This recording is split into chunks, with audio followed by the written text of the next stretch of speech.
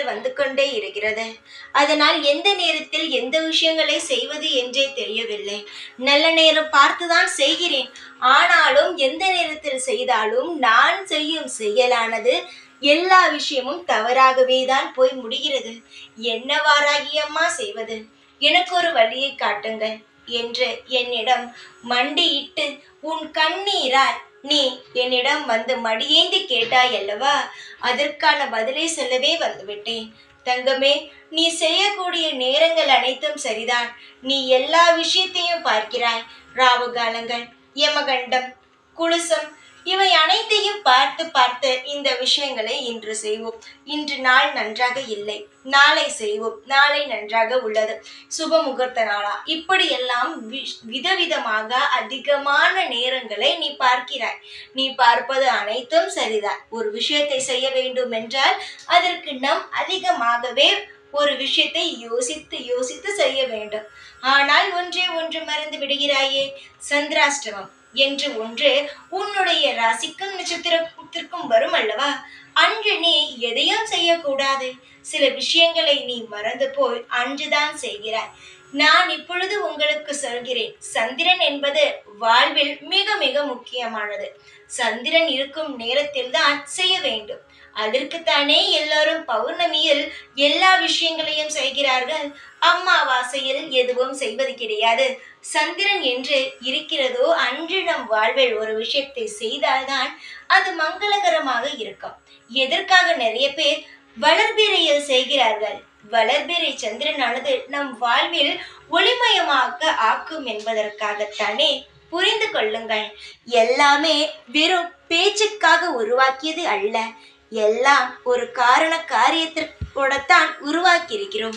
அதை அனைவருமே புரிந்து கொண்டு அதன் வழி நீங்கள் நடந்தீர்கள் ஆனால் நிச்சயமாக நல்லதே நடக்கும். உங்களுடைய ராசிக்கும் நட்சத்திரத்திற்கும் சந்திராஷ்டமம் என்ற ஒரு நாள் வரும் அல்லவா? அன்றைய நாளில் எந்த ஒரு காரியத்தையும் செய்யக்கூடாது. அதாவது சிறிய சின்ன விஷயமாக இருந்தாலும் அதை இன்றுதான் புதிதாக செய்ய போகிறாய். ஒரு நகை வாங்க போகிறாய், ஒரு பணத்தை ஒருவரிடம் இருந்து பெற போகிறாய், ஒரு நல்ல காரியத்தை செய்ய போகிறாய். இது போன்ற நிறைய விஷயங்கள் நீ சந்திராஷ்டமத்தில் செய்யாமல் இருந்தாலே போதும். நிறைய விஷயங்கள் நாள், கிழமை, நட்சத்திரம் இதெல்லாம் பார்க்கும் நீ அந்த சந்திராஷ்டமத்தை மறந்து செய்யும் பொழுது அது எப்படி ஆகுகிறது என்றால் ஒளி இல்லாமல் ஆகி மிக மிக உன் வாழ்க்கையை வறண்ட பாலைவனமாக ஆக்குகிறது. சிலர் இதை நம்புவார்கள், சிலர் நம்புவது கிடையாது. ஆனால் நாங்கள் உருவாக்கிய ஒவ்வொன்றுமே காரண காரியத்துடன் தான் உருவாக்கி உள்ளோமே தவிர மற்றது எதுவுமே தேவையில்லாமல் குழப்பிக்கொள்ள வேண்டாம். இப்பொழுது நான் ஒரு வழியை காட்டிவிட்டேன். அதாவது நீ செய்தது இதனால்தான் உனக்கு இப்படி நடந்தது என்று ஒரு விஷயத்தை நான் சொல்லிவிட்டேன் அல்லவா? அப்படி இருக்கும்போது நீ என்ன செய்ய வேண்டும் என்றால், இதுவரை நடந்தது நடந்துட்டு இதற்கு மேல் நடக்க போவதை நல்லபடியாக எல்லாம் சரியாக இருக்கிறதா என்று பார்த்து செய்ய வேண்டும். நீ நினைப்பார், சிலர் அதெல்லாம் பார்ப்பதே இல்லையே, நன்றாகத்தானே இருக்கிறார்கள் என்று.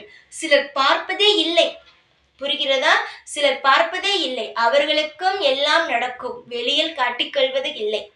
எல்லாருக்கும் எல்லாம் நடக்கும். மனிதர்களாக பிறந்தால் அனைத்தையும் சமாளித்துதான் இந்த உலகத்தில் நாம் வாழ வேண்டும். அப்படி இருக்கும் பொழுது நான் சொல்லும்படி நீ நடந்து கொண்டாயானால் உன் வாழ்வில் மிகப்பெரிய மாற்றங்களை நீ காணலாம். அவர்கள் செய்யவில்லை, இவர்கள் செய்யவில்லை, இவர்கள் இதில் செய்தால்தான் பணக்காரன் ஆகிவிட்டார்களா? இப்படி எல்லாம் கேள்வி கேட்பது வீண்.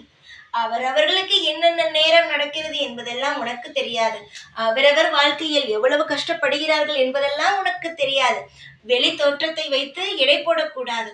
சிலர் உன்னை பார்த்து வெளியில் பார்த்து இவள் நன்றாகத்தானே இருக்கிறாள் என்றெல்லாம் சொல்கிறார்கள் அல்லவா? ஆனாலும் உன் மனதுக்குள் எவ்வளவு காயங்கள் இருக்கிறது.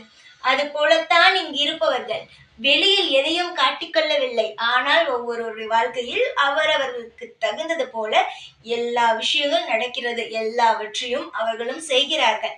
புரிந்து கொள். எந்த அளவு உன் வாழ்வில் நீ ஜாக்கிரதையாக இருக்கிறாயோ அந்த அளவு உன் வாழ்வில் நீ நிம்மதியாக இருக்கலாம். பேரும் புகழும் கிடைக்கும். எதையும் நினைக்காதே. இதற்கு மேல் எந்த ஒரு தவறையும் செய்யாமல் எல்லாவற்றையும் பார்த்து செய்தால் போதும், நல்லதாகவே இருக்கும். நம்பிக்கையோடு என்னை வணங்கும் என் பிள்ளைக்கு நான் என்றுமே உறுதுணையாக பாதுகாப்பாக இருப்பேன்.